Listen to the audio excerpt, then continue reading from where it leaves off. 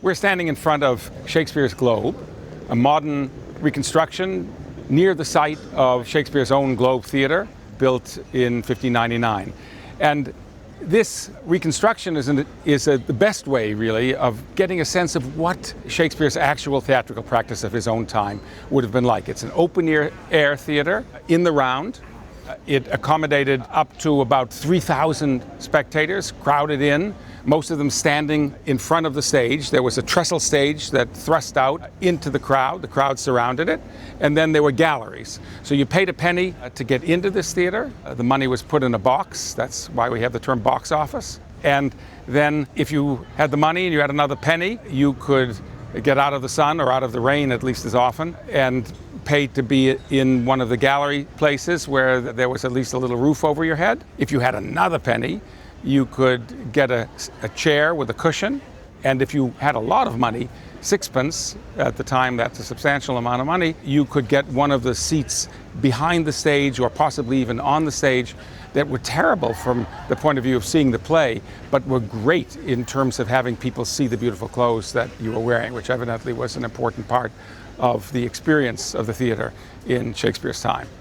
The theater had no artificial lighting, and it had no sets of the kind with which we're familiar. It had a chair that could be brought on and off the stage, or a bed that could be brought on and off the stage, but basically nothing like the sets that to which we're accustomed, as it had no curtain, also no illusion. There's a platform, and on the platform there are the actors, who must have developed very powerful voices as well as powerful memories, because they could speak their plays out and be heard by 2,000 or 3,000 people in the round space.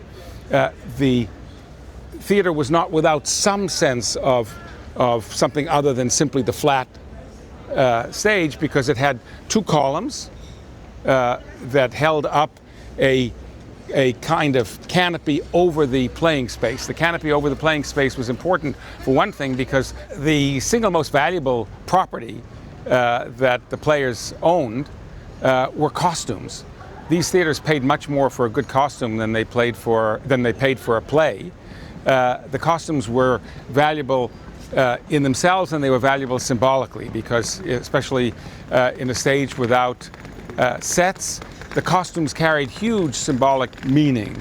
If you wore the cloak of a nobleman, if you wore the regalia, at least that could conjure up the idea of a king, or for that matter, if you wore a beautiful dress.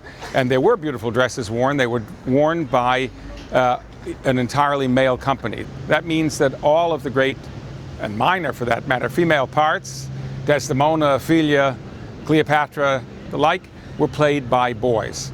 They were talented actors, usually between the ages of 12 and 20, and they were evidently very gifted at conveying, especially in their beautiful costumes, the life, the manners, the impression of women.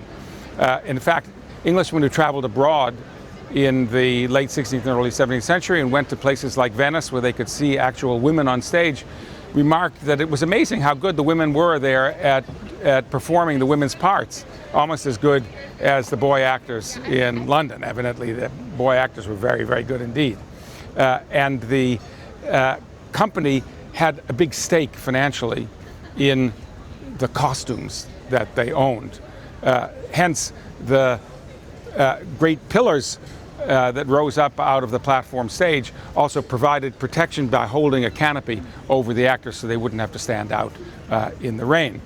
But also there was another symbolic association with that canopy, which was often painted with stars and conveyed the idea of the heavens above the heads of the actors.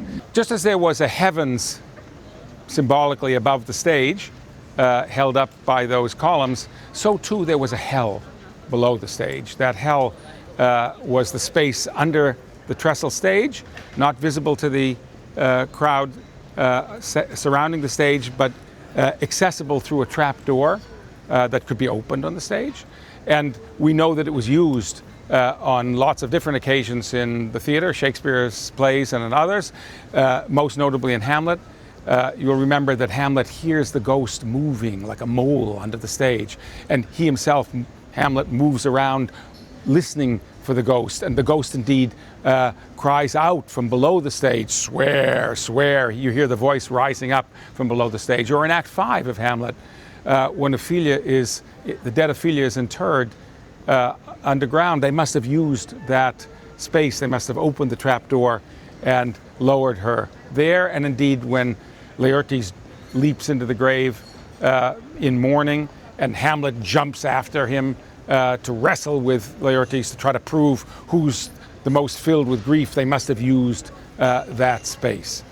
In addition, there was a curtain that could be drawn behind in that space between the two curtains, and directly behind those two columns there was a curtain space, and that was called the discovery space. Often things could be revealed in that space. You could draw the curtain and reveal something. Someone could emerge from that space. You could produce certain powerful effects there. And behind that space, in turn, was something known as the tiring house, a place where they would keep the costumes, and indeed in which the actors could go and quickly change costumes. Changes of costume are often quite important in this theater because it marks, as it does for us now, significant changes in the lives and fates of the actors, of the characters in the play. You might remember that Hamlet's ghost appears in Act 1 in full armor with his beaver up, that is, his face mask up, and then when he returns to the closet scene to the Queen's bedroom, he appears in his nightgown, and that marks an important change, profound change, in the ghost's relation to the action and the ghost's relation to the characters, and indeed perhaps in the fate of the ghost himself. So in addition to that, there was yet another space that the actors could use, which were the gallery spaces behind the stage, up above, that could be used, for example, as balcony or as the ramparts of a castle, and other places in which you could have an actor appear. And you could also have musicians appear there, and for example, trumpeters or drummers who are marking significant moments in the play. So that even though it's by our standards, an extremely simple play space with nothing in the way of, or very, very, very little, let's say not nothing, but very little in the way of equipment to produce certain illusory effects. Nonetheless, there were lots of possibilities that the playing companies had, including even on unusual occasions, probably some devices to enable descents, for example, from up above onto the stage. But much, much less than we have. And the powerful sense of entering an illusion depended, as Shakespeare himself famously says at the beginning of Henry V, on using the imagination of the audience, of encouraging the audience to enter into the fantasy, and of course through Shakespeare's special gift of language, to conjure up whole worlds that are not present before their eyes. But we should remember that in this theater, when Romeo, for example, one of the most famous scenes Shakespeare ever wrote, is at night under Juliet's window, or in Hamlet, when the ghost appears at midnight on the battlements, you would be standing in the afternoon in full sun, or perhaps with the rain coming down on you on a London afternoon, and conjuring up that world in your imagination.